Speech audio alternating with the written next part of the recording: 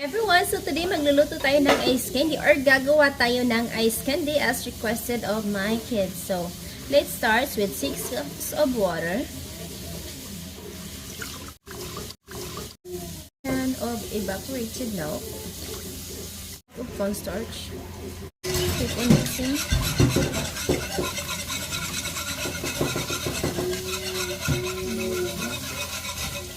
Then, I'll be adding the 1 can of the cream corn. So, this is gonna be my flavor. Ooh.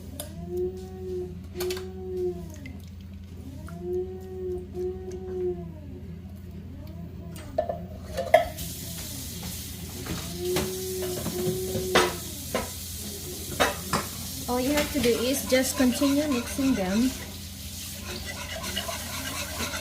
Ayan, into a certain consistency. Medium low lang yung heat natin para ma-mix talaga siya. So, hindi ko na nilagyan ng condensed milk. Kasi baka masyadong tumalis. I'm trying to avoid putting too much sugar in it or sweetness. Yeah, so very simple lang to kasi for the kids lang. Yeah. So, just keep on mixing.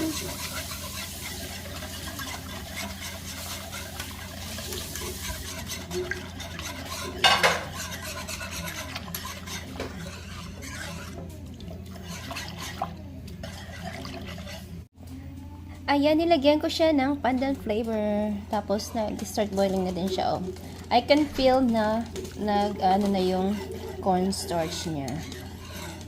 Ayan. Mix lang natin.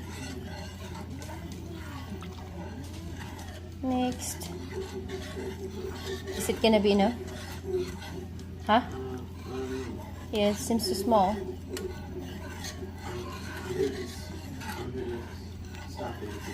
Okay.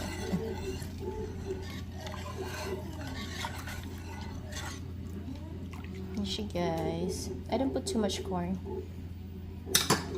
Right. So, malapot na siya. Oh, ayan, nakikita nyo. So, malapot na siya. So, ready na siya. Palamigin ko muna, then ready na siya ilagay sa ice candy wrapper. Palamigin ko muna siya, no? Okay. Turn up ko muna yung heat. Ayan.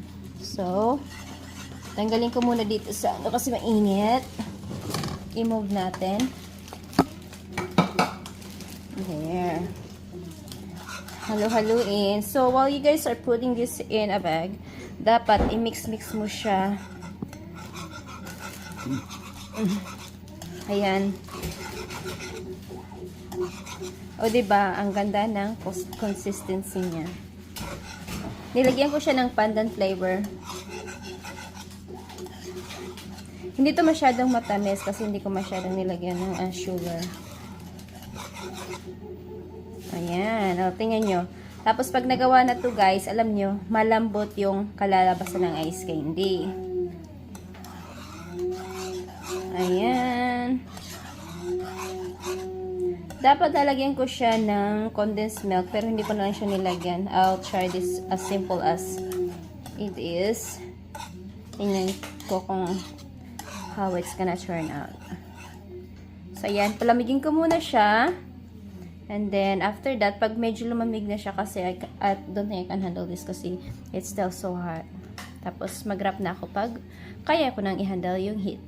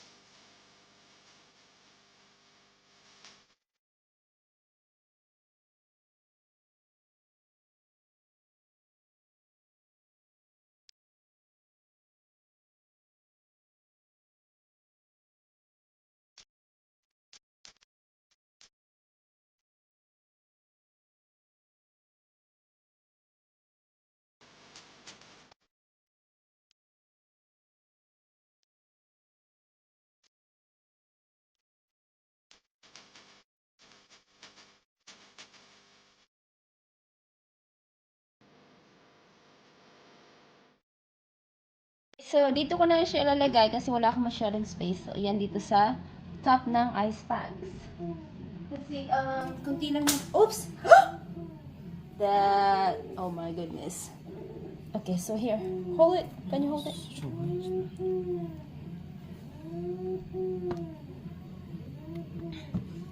So, yan. Dito ko na ilalagay. Itong mga ano is cook naman to eh. Luto na yan. Kaya, it's okay lang naman. Ayan. So, dito ko lang siya ilalagay. Kasi konti lang naman. O, yan, di ba? Okay, guys. Ayan. So, natapos na ating ice candy except yung isa is nasayang.